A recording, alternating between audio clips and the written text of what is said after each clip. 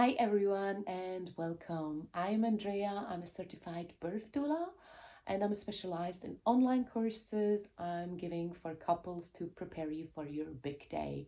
The time afterwards, I'm giving coaching and so on and so on. But right now and today you are here to go with me over your birth plan. And by now you should have this birth plan in your email. If not, take a piece of paper and a pen and you can go over the birth plan afterwards. The beauty about this birth plan is that you can adjust, add, and delete. So at the end of the session with me, you will have your own personal birth plan. Before we start, I would like to say why it is important to have a birth plan. You maybe have heard the term, no, don't have a birth plan, you're going to be disappointed. Birth is unpredictable, but hey guys, life is unpredictable. We just never know what happens. But I can tell you one thing, if you are prepared, you will feel so much better about your birth experience than when you have no clue what's going on and just leave it up to destiny. No, it's not going to work like that. Unfortunately, not. And also for your birth partner, because imagine if things not go off the plan, most of the birth partners, they're just in a shock and they're not doing anything to help the mother and the woman. However, it can be that he knows what to do and he's like, okay, things are not going off the plan. Now I just have to be there for her and I know exactly what to do to support her in the best possible way. And this is what we want, and this is why it's so important to have a birth plan.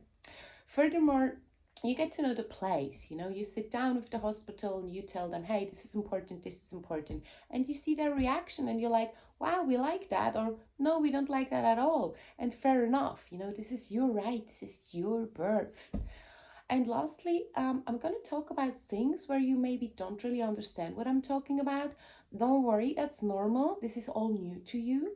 However, you maybe realize, hey, wow, I'm interested. First of all, it's my body, it's my baby, and I need to know more about this. My partner needs to know more about this. And it's like a plan. You're having a map, and from there, you're expanding. You realize what you really want. Where do you need to have more knowledge, and so on and so on. This is why it's so important at the start of everything. And I can tell you one thing, guys, birth is, you're you're never going to forget that day. It's like another amazing day in your life, your wedding, or I don't know. You're never going to forget this day. And this is why it's so important that you are planning this day at least a bit. You don't need to be a genius, but at least that you have a bit of an understanding. So bear with me. We're going to go over the birth plan right now. So here we're coming to the birth plan. There are going to be loads of questions and points. However, not everything is important for you. So you just delete it. However, I would like to talk about all the points because it's out of experience with all the couples I supported, with the support group we are having, where women who gave birth and their partners, they're supporting other women who are about to give birth and their partners. And I can share all this information, all my experience, and this is why it's important. So let's start. At the beginning, this is very self-explaining. I don't have to say anything here. Name, birth location, and so on. How your birth is planned, if you know that, and past medical history. So before birth, you maybe have a few questions you would like to ask yourself. Maybe you have asked yourself that already, maybe not. Is there a wish to be supported from a personal doula or midwife? Ask yourself that. Should we go to a hospital, birth house, or have a home birth? I know most of the people, more than 90, even more than 90% are going to a hospital. This is what we know. However, I always say be open. Just have a look out of interest. Maybe just meet a midwife once who does home births and see what she's telling you. It's very interesting, by the way. And I have loads of couples who tried that out and they were extremely happy and they absolutely trusted that midwife. So I always say be open, but it's, of course, you have to feel comfortable. And if this is a hospital, that's absolutely fine. You have to find your special place to give birth. Who is there at birth? a very important question right now due to Corona, and also very important that you can have a birth partner, if that's your partner, if that's a friend, if that's a doula, that somebody can be there with you, hopefully, very important.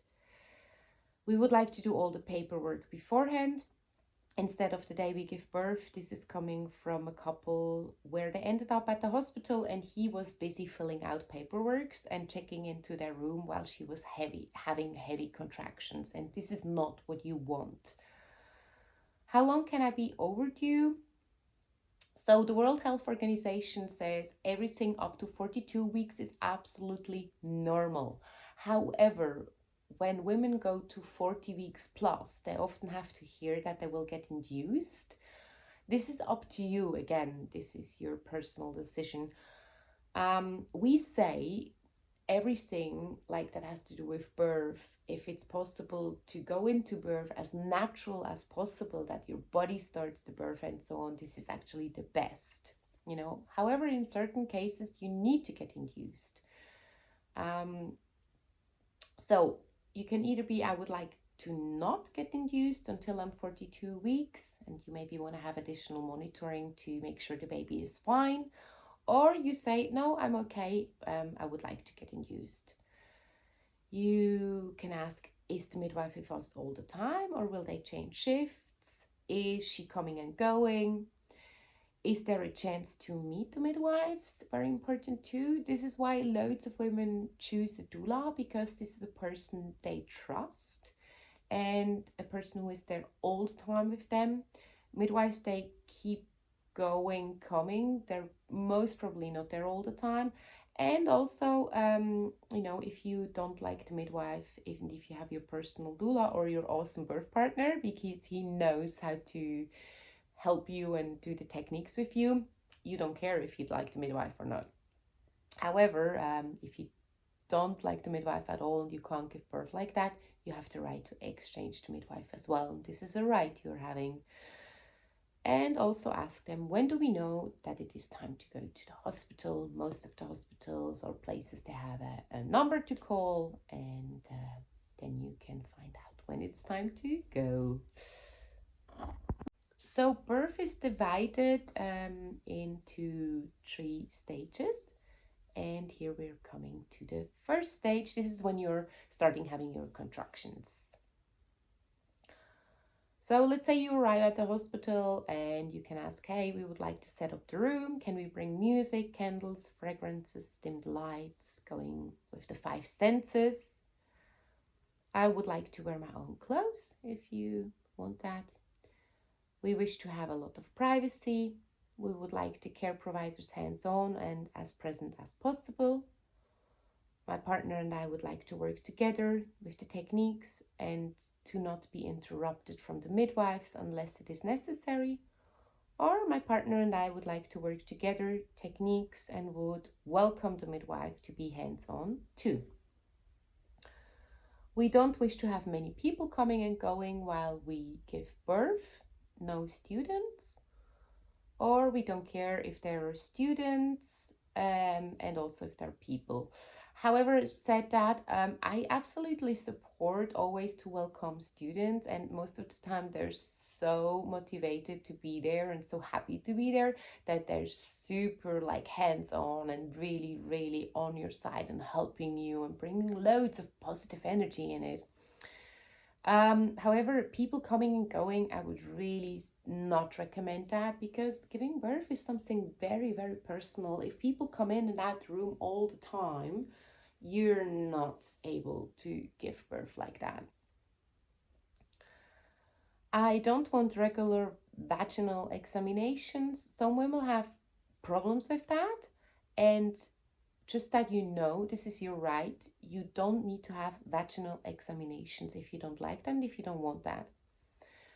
Or I'm okay with vaginal examinations. I don't want to know how much I am dilated, or I'm okay knowing how far dilated I am. This is very often women come back to me and they're like, I always had to hear I'm only 3 centimeters, I'm only 4 centimeters. And of course, you're getting out of your body and you're going into your head, and the head is like, why are you at 3 centimeters? You should be at 6 centimeters. And then to give birth like that is going to be really, really hard. So most of the women, they don't even want to know how far dilated they are. I don't want continuous CEFM. This is continuous electronic fetal monitoring. But I'm okay that the midwife checks the baby's heartbeat regularly with a Doppler, or I'm okay to and wish for continuous CEFM. I said that most of the time, if you have a continuous CEFM, you're most probably going to be attached to a bed and you can't really move around freely. And this is most of the time very important, that you can move into different positions as a woman giving birth. I would like to eat and drink during labor, that I can keep up my energy. Again, yeah, from hospital to hospital, different. However, it's going to be important that you have energy, because it's going to be such a crazy workout giving birth that you need energy, even if that's just a spoonful of honey, to keep the sugar levels going. I would like to move around in the room. Already said that, very important. Walking, moving to different positions, birth ball, hanging ropes, shower, pool. What facilities are there? We would like to have the time we need, as long as the baby and the mother are okay, even if the birth goes slowly. Yeah, this again, very important. Some women keep telling me that they got stressed, and doctors, for whatever reasons, absolutely stress them out. And you can't give birth like that if somebody's stressing you out. If labor has to speed up, I would like to try as natural as possible with nipple stimulation, walking, herbs, and have privacy. Yeah, here again, or the other option would be that you would get medication and you're okay with that.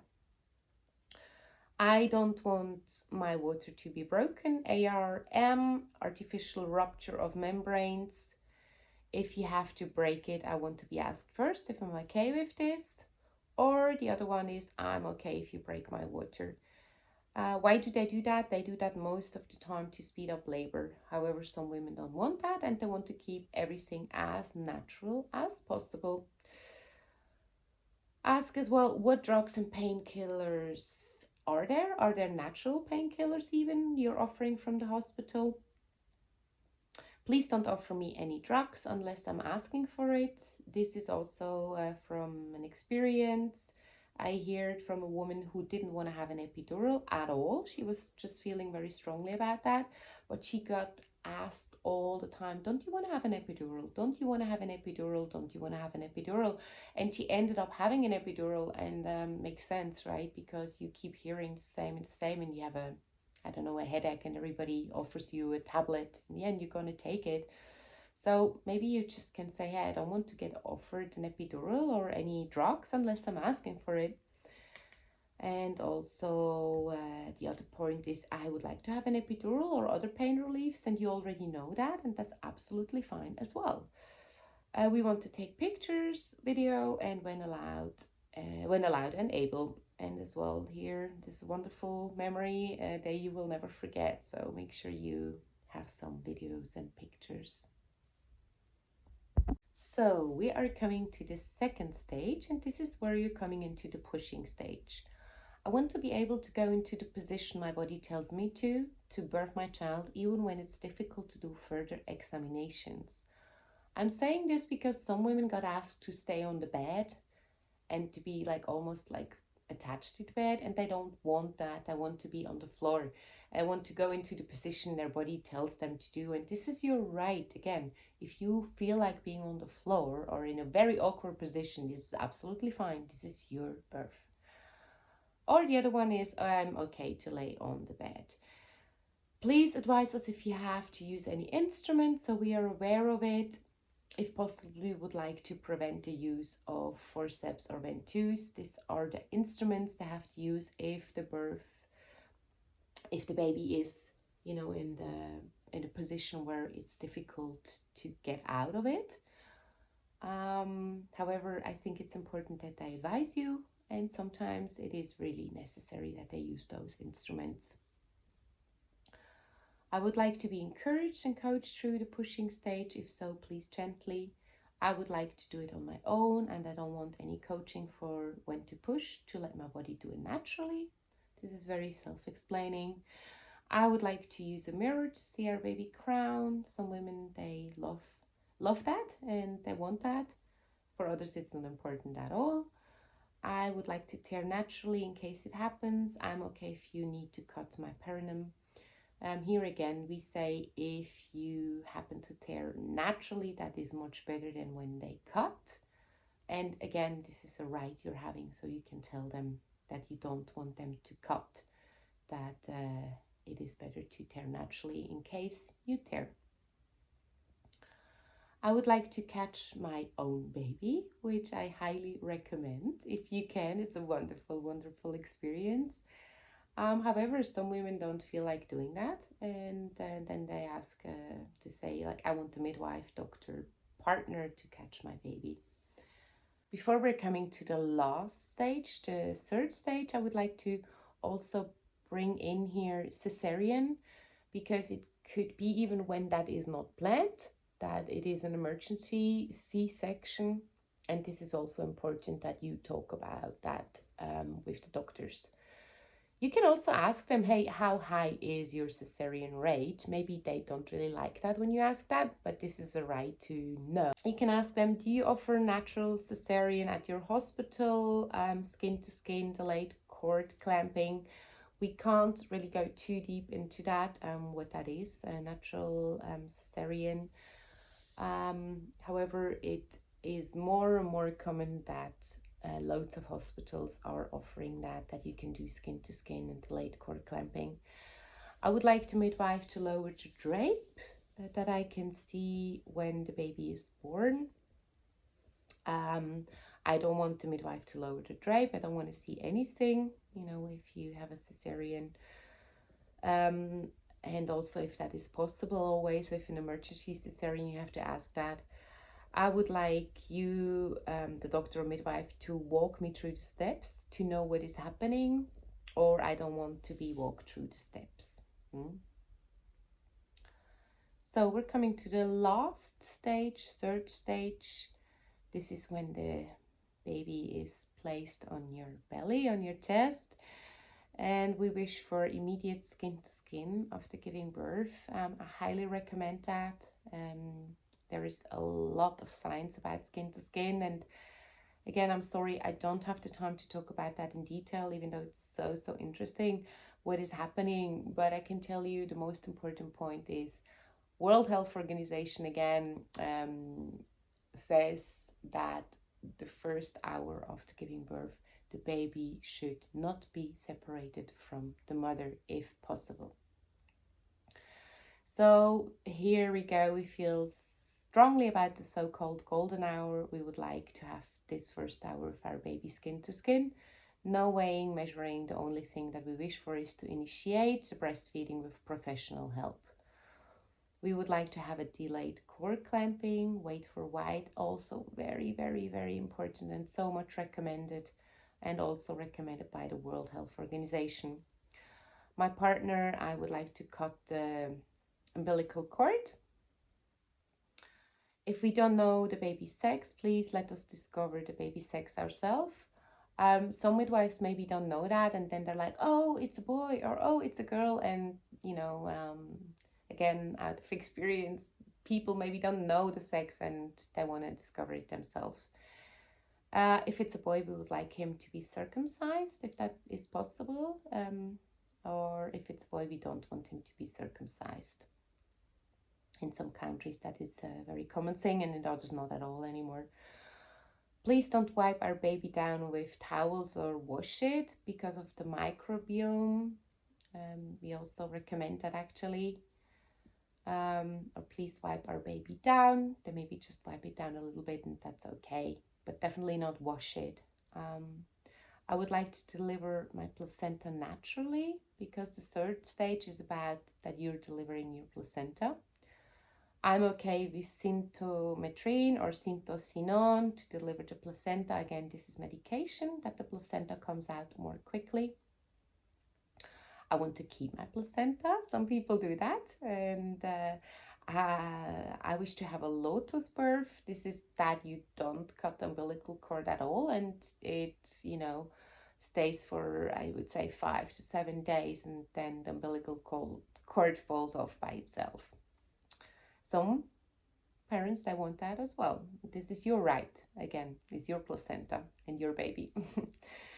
um, Let us know what kind of medication you will give our baby: vitamin K, antibiotic, eye treatment, hepatitis B. You can ask that. Please don't feed my baby any formula milk if I don't have milk yet.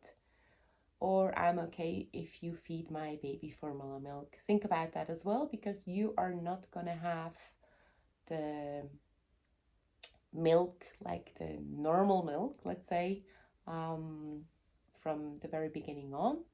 The milk is going to come in after 2 or 3 days after you gave birth, but you have the colostrum milk from the beginning on, which is also very important for the babies.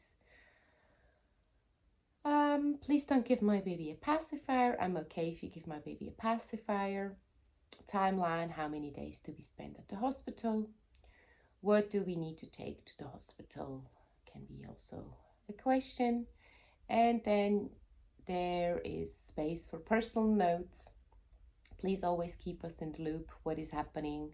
We would like to be aware of the steps that are necessary or recommended, that we can give our permission. This is something that I personally find very important, always found very important when I gave birth. However, maybe other notes or other things are more important for you. Here, this is really up to you.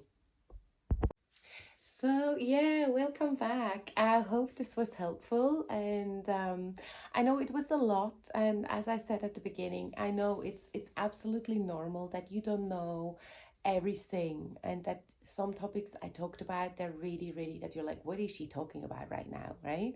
Or some women, let's face it, they're like, what? I don't have milk? It's very normal, man. I didn't know that either. So um however, I would like to say I'm having this online course, and if you would like to know a bit more, like a normal understanding, if you would like to know your options you're having, if you would like to know your rights you're having, if you would like to involve your partner to 100%, that he has a duty, that he can be your coach, that he can be your best birth buddy, if you would like to know about techniques, if you would like to have like a water birth, let's say, and you would like to have a natural birth, because in a water birth you need to go natural, you can't have an epidural, for example, and you learn those amazing techniques, how to deal with pain, it's such a wonderful course. I'm serious, and I'm not saying because it's my course, it's because I'm getting all the feedback from all the couples, and I know I really can help them. That's why I'm saying it. And I give especially the guys, I give them a really special role, that they really feel involved. And you produced this baby together, and you want to start this new family together, right? And not just one and the other one is not involved and feels stupid or is in a shock, or unplanned things are happening and both don't know where to go, and so on and so on and so on. So yeah, this course is happening live with me on Zoom on 4 evenings. And yeah, it's going to be amazing with all the other couples you're going to meet, and you have the possibility to ask all your questions, to bring up your worries. You have the support from me during your 9 months, and also afterwards, that you can always reach out. You have a support group, Facebook group. So yeah, and the price for this is 120 euros. I'm going to say that straight away, because I see that this is happening all the time, that you're like getting all those courses right now online. I'm so annoyed by it. I don't know how you feel about it. And you're reading through 3 pages, and then finally they're like, oh, and the course is 50% off, and it's only 600 euros, And I'm like, really? So yeah, I'm not hiding anything. I think this is a very fair price for all the support you're getting, for 10 hours training. And yeah, I really hope to hear back from you. If you would ever want to say something about the birth plan, if you want to sign up for the next course we're having. And I'm thanking you for doing this with me. Bye bye.